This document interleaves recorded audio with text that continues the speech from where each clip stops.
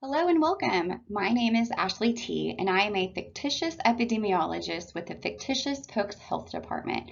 I apologize for not being with you in person today, but I wanted to ensure you still receive the important information on the history of disease, specifically polio. This presentation will focus on poliomyelitis, or what is commonly referred to as polio. Historically speaking, polio is often referred to as infantile paralysis or crippling plague. However, the name is deceiving in nature because polio affected children at a much higher rate than infants. Poliomyelitis originates from the Greek word polio, meaning gray, and myelin, meaning marrow. Before we dive into the presentation content, let's take a moment to touch on some areas we will visit today. We're going to look back at the background of polio. We'll look at it from a regards of a historical aspect. We're going to look into an outbreak investigation from about 1916. Look at the reporting measures in place at that time. In addition to that, we'll look at the spread and overall impact polio had, not only on people, but the economy as a whole. We'll discuss control measures and the scientific advancements that occurred as a result of the polio outbreak. And then again, we'll look at some modern day public health practices. So what is polio? Polio is a disabling and life-threatening disease caused by the polio virus. The virus is spread from person to person. 1 out of 4 people will experience flu-like symptoms from 2 to 5 days. Sore throat, fever, tiredness, muscle aches, loss of appetite, nausea, vomiting, headache, and stomach pain are several of the symptoms that can be exhibited by those experiencing the flu-like symptoms. However, a very small portion of people will develop a more serious symptom affecting the brain and spinal cord that can cause meningitis and ultimately respiratory paralysis. Paralysis is the most severe symptom associated with the poliovirus because it can lead to permanent disability and death. Between 2 and 10 out of 100 people who have paralysis from poliovirus infection die because the virus affects the muscles that help them to breathe. Even children who seem to fully recover can develop new muscle pain, weakness, or paralysis as adults. That can be anywhere from 15 to 40 years later. This is called post-polio syndrome. Now, the background photo on this slide is a respiratory center located in Hondo, California at the Rancho Los Amigos Respirator Center. And all of these mechanisms, these machines that you see in the background are called iron lungs. Now, as we'll learn later on in the presentation, the iron lung was not invented until several years after the 1916 epidemic in New York City. The iron lung is a negative pressure treatment to help the individual breathe. Now let's talk about how polio is spread, or as we like to refer to it in epidemiological terms, transmission. Polio is an extremely contagious enterovirus. An enterovirus is one that makes its way into the intestines where it begins replicating or reproducing more versions of itself. It's spread via person-to-person contact. It can contaminate food and water in unsanitary conditions, and it can only infect people and enters the body through the mouth. Now, typically that is through contact with fecal matter from an infected person, droplets from a sneeze or cough of an infected person, which typically is less common, or placing objects like toys that are contaminated with feces.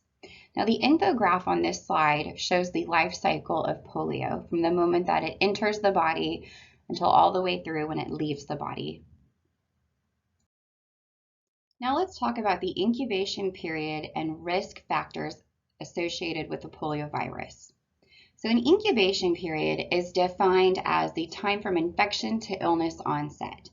An infected person can actually spread the virus to others before they ever start to exhibit symptoms or before they start to become sick, and can continue shedding or spreading that virus for up to 2 weeks after their symptoms appear.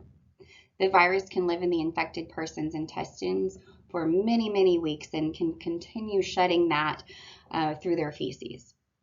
Asymptomatic people can pass the virus to others and make them sick without even ever knowing that they are sick. An asymptomatic individual is one that feels perfectly fine, is able to go about their normal day-to-day activities and not even realize that they have the virus.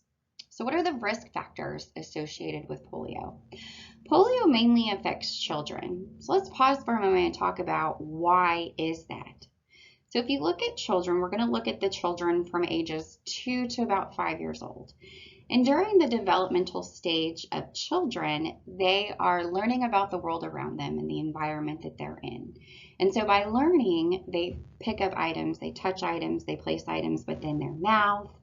And of course, they do not have proper hand washing techniques at that age, and so they'll go to the bathroom, they may dig in their diapers, and then touch other objects which then touch their mouth. And then of course other children who are playing within the vicinity touch those same toys, put them in their mouth, and now you have rapid transmission occurring. It can also be spread through unsanitary conditions, improper hand washing, as we already touched on, and then of course the unvaccinated. But it is important to notice that the vaccine did not exist until 1916, or did not exist, until after 1916. Now I'm going to take you on a historic walk through the timeline of polio. Did you know that there's evidence on Egyptian stele that depicts an adult with a withered leg and crutch dating back to 1580 to approximately 1350 BC that actually suggests that polio has existed for thousands of years?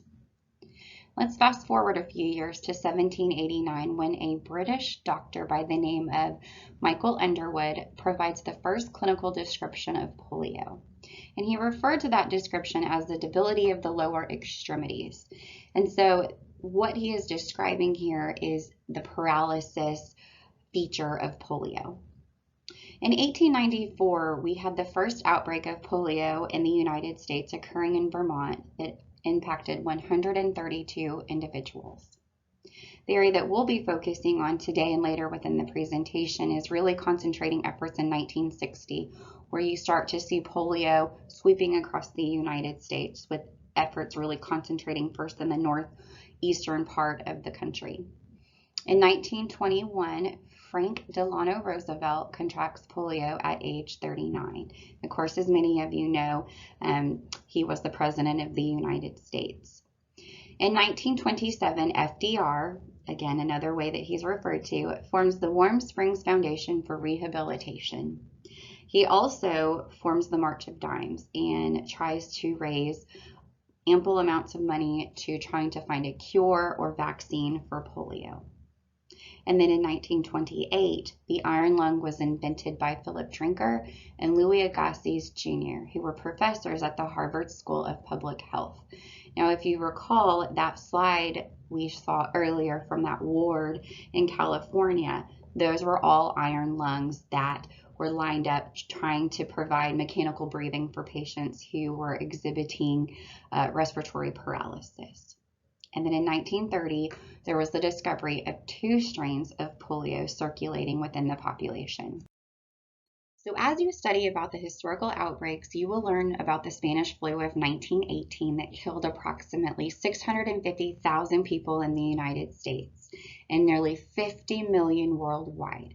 However, 2 years prior, the U.S. experienced the most serious polio epidemic in the country. The epidemic began with 2 children in the Italian community in Brooklyn on May 8th or May 9th. And then 2 more on the 15th on the very next street adjacent to where these 2 children resided. By the end of the month, there would be 24 cases in Brooklyn, of which 14 were within the vicinity of the original. By the end of June, 646 cases would be found in the boroughs. Now, the 5 boroughs of New York City are comprised of the Bronx, Brooklyn, Queens, Manhattan, and Richmond. So concentrated really in the northeastern states, particularly New York, there were 27 1,000 individuals, mostly children. Polio killed around 8,000. The breakdown, if we look at New York specifically, there were 13,223 cases, followed by New Jersey with 4,055 cases, and then coming in third, Pennsylvania with 2,181 cases. Now, I want to draw your attention to this map on the slide. This image is known as a dot density map, and it depicts the states in the northeastern part of the U.S. that were affected by poliomyelitis during the epidemic of 1916. The shaded areas depict the localities involved in the outbreak. The 1916 polio epidemic was truly an extraordinary epidemic. The U.S. Public Health Service concluded that the outbreak had remarkable features. The extent and intensity was beyond all previous experience.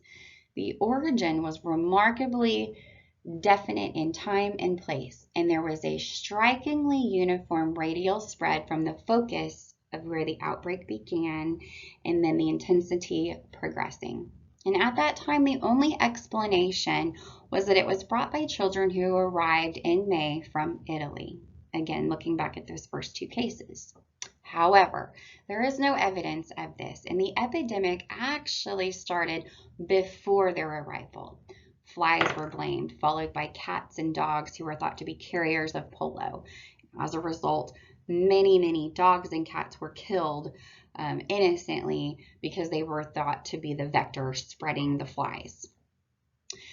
It also was blamed on the unsanitary living conditions of the immigrant slums. They thought that the flies would come from those slums, carry the virus, and public health messaging really started to press the campaign of screen the baby and swat the fly. And that you can see in the picture here. There was also a kind of nursery rhyme that was affiliated with the theory of being associated with flies as the main carrier of polio. The sudden appearance was never explained. Epidemiologists, historians of medicine, and others have revisited the history, and little is known of the geographical patterns and processes by which poliomyelitis spread to epidemic maturity in the summer of 1916. However, there is speculation that a New York laboratory was passaging poliovirus in primate brains, making it more virulent in nature, or as we like to say, more transmittable, so definitely more contagious. Many speculate that the virus may have escaped the lab through either workers or animals, causing the outbreak.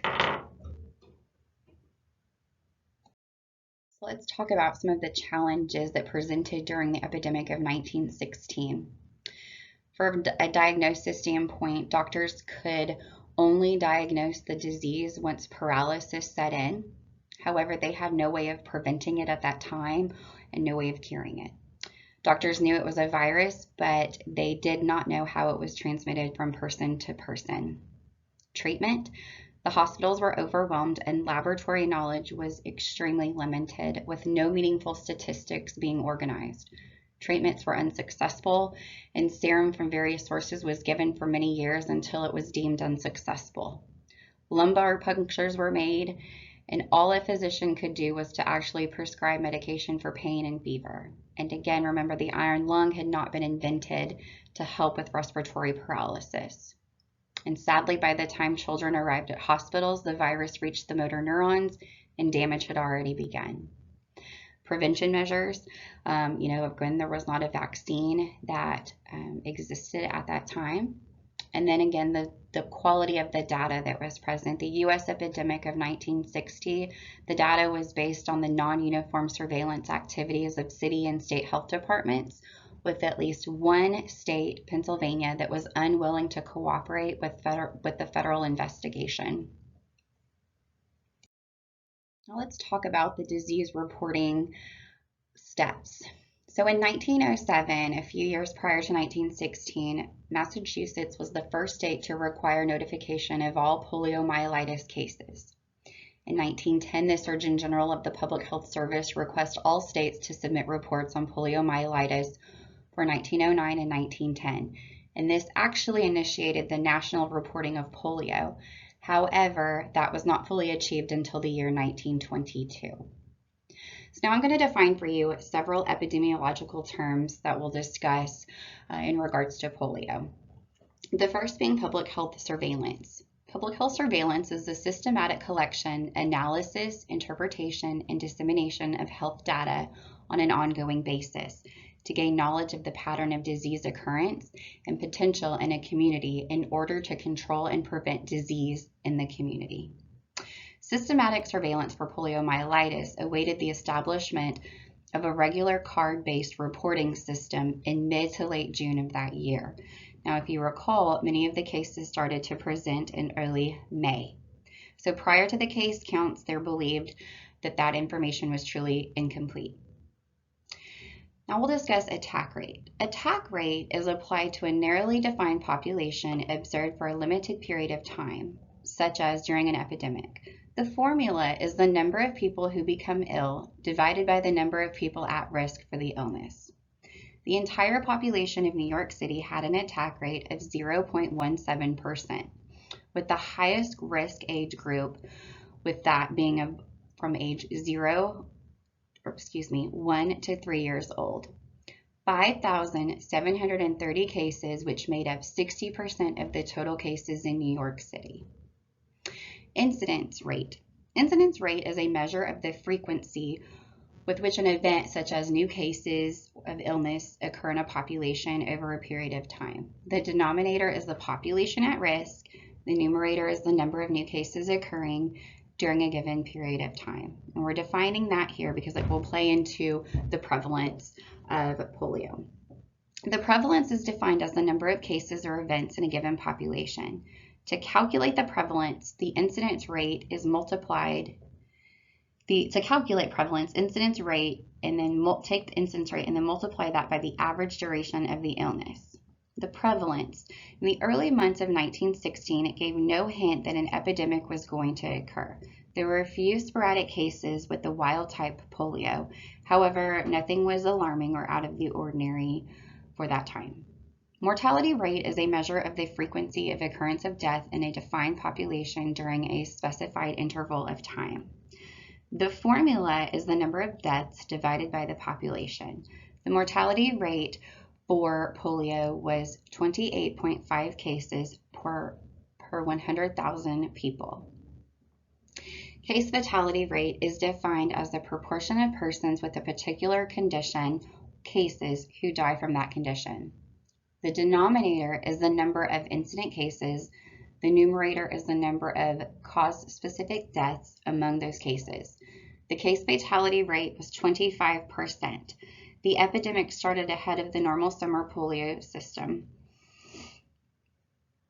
The image on this slide is an epidemiology curve that shows the total cases and deaths for the polio epidemic reported in New York City from June to October of 1916, as reported by the New York Department of Health in 1917. This chart is hard to read, but the graph shows the cases by onset, which makes its appearance as the dashed line, the reported cases, which are somewhere in the middle between the dashed line and the solid line, and then the reported number of deaths being the solid line. So as you can see in the epidemiological curve, greatest peak of cases by onset occurred between late June to early August of 1916. Now let's discuss some of the disease control measures to try to stop the spread of polio.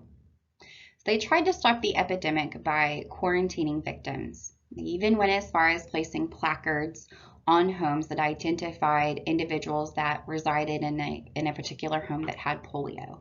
In the picture, you can see an example of such an order stating, "Keep out of this house, poliomyelitis is present."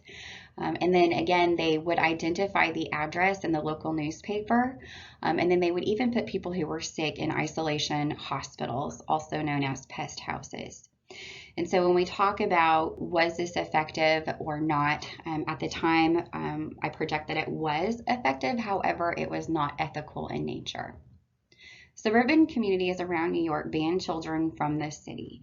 And so children, again, who were the population that was mostly impacted by polio and affected, children were not allowed to leave the city. They were not allowed to go to and from to other communities. And so I would deem this as being an effective control measure because, again, not allowing the children to spread, they're keeping them contained within a certain region. Area schools closed, social distancing initiatives were put into place, no public convening was allowed, pools, beaches, and movie theaters were closed. I deem these to be effective public health control measures at that time.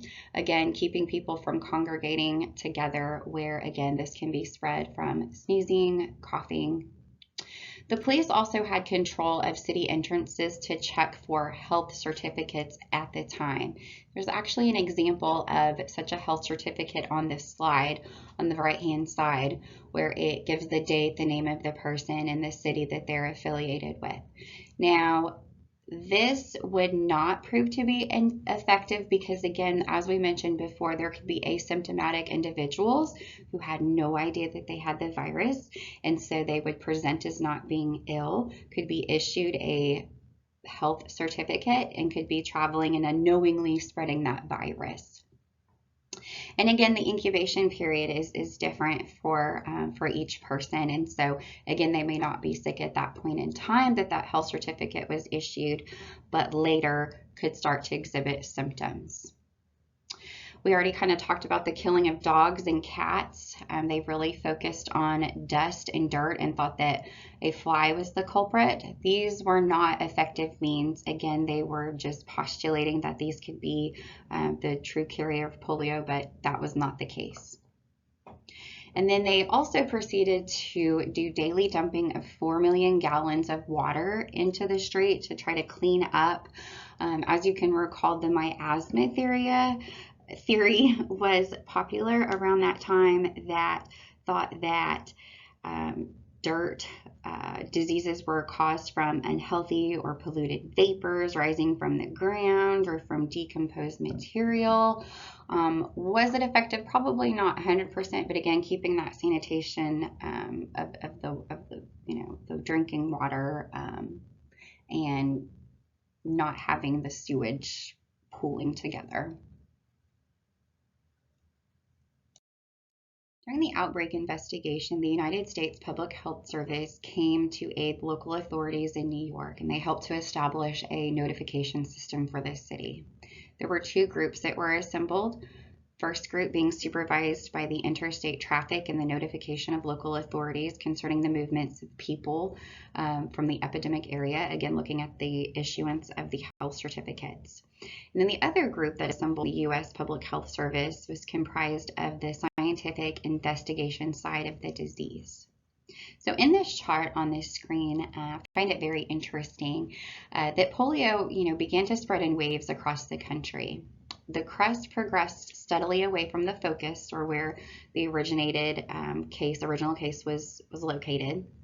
And so this actually suggests that in severe outbreaks, particularly, everyone is exposed. And after all the susceptible people have been stricken, the epidemic subsides. Now, there was a seasonal prevalence to polio.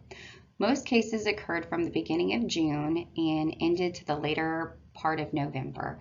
The drier weather, they postulate, was that the greater in general the number of cases would be. And so this is one of the rudimentary charts that was depicted at that time before technology existed. So you can see where the handwriting shows normal conditions of rainfall and dryness and temperature. And so you can see that the deficiency of rainfall really proved to be the high point of the epidemic, and so they state that this is typical for a large majority of epidemics. The spread of polio certainly had an impact on those residing in the northeastern portion of the United States. The mortality rate was 25% for New York City, with 83% being children under the age of 5, and only 2.5% of those deaths were over the age of 16. This also produced poor health outcomes as a result. People who already had underlying health conditions, polio certainly did not help in that regard. There was discrimination of Italians and Black Americans. Those Italian immigrants and Black Americans living in impoverished areas certainly were impacted. Were not given jobs, were not able to receive the treatment that was needed. It impacted the economy. Consumers stayed home. Tourists canceled trips. People were not allowed to go convene in public areas. The educational attainment level was certainly impacted by the closure of schools in 1916. And so the effect of the 1916 closures the effect was reported by the adults in the 1940 census, that many were actually of legal working age by the time the epidemic was over, which at that time was 13 years old. Many never did rejoin school and instead joined the labor force. And a lot of that was because their parents were fearful to send their children back to school.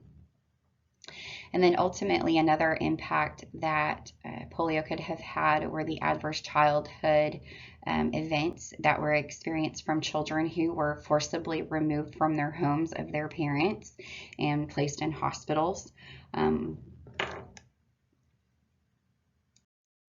Now we'll continue on our journey through our historic timeline. And as you can recall, the previous timeline captured the events of polio from 1789 to 1930.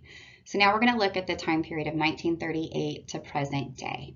So FDR founds the March of Dimes Foundation, where the contributions raised by the foundation helped to fund a polio vaccine. In 1953, Dr. Jason Salk and associates developed the inactivated poliovirus. In 1955 to 1957, the incidence of polio drops at a staggering rate of 85 to 90% as a result of the Salk's vaccine. In 1961, Albert Sabin develops an oral vaccine that actually ends up discontinuing the use of Salk's vaccine.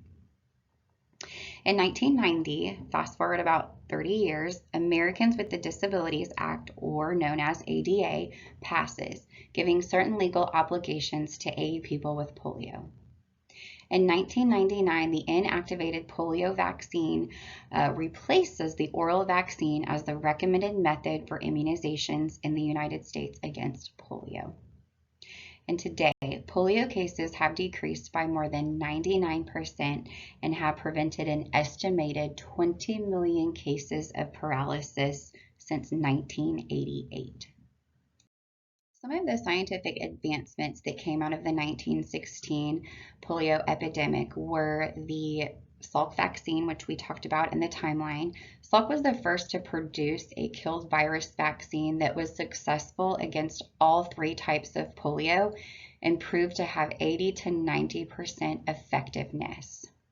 So as you can see here, there's the campaign, Let's Wipe Out Polio with the Salk vaccine. You also see an image of a young girl receiving that vaccine through her arm.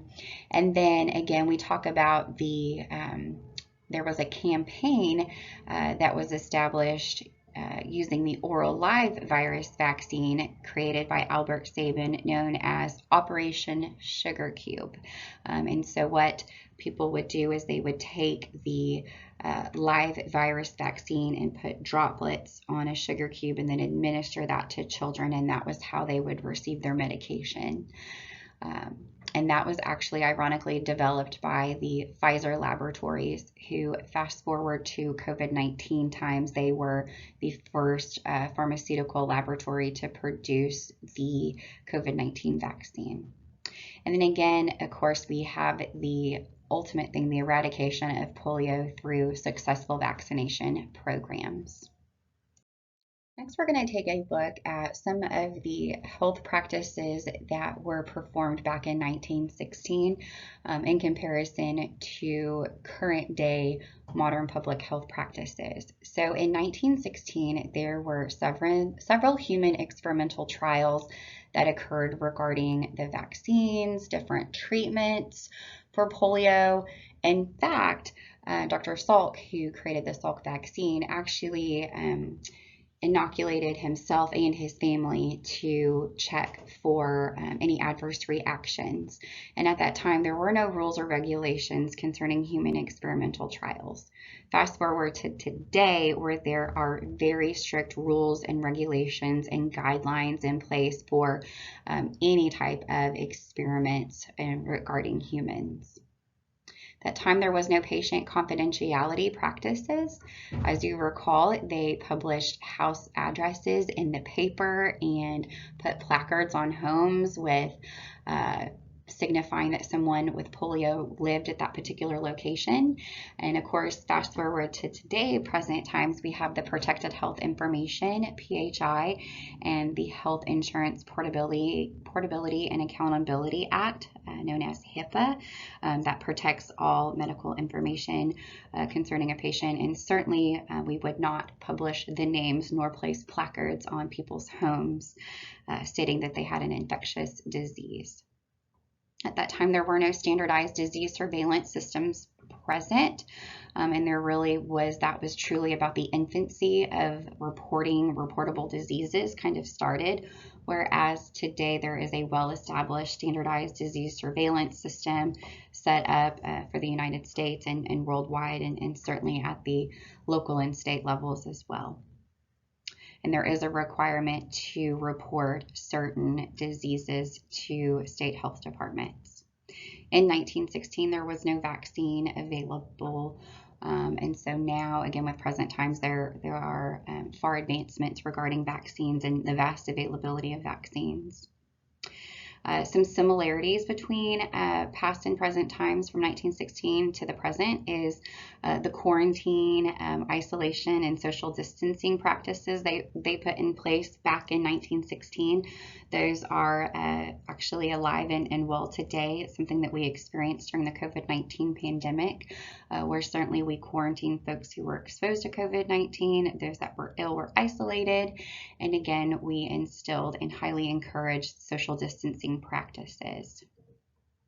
Back in 1916, they had marketing campaigns for public health measures to try to get the public on board to help to protect and stop the spread.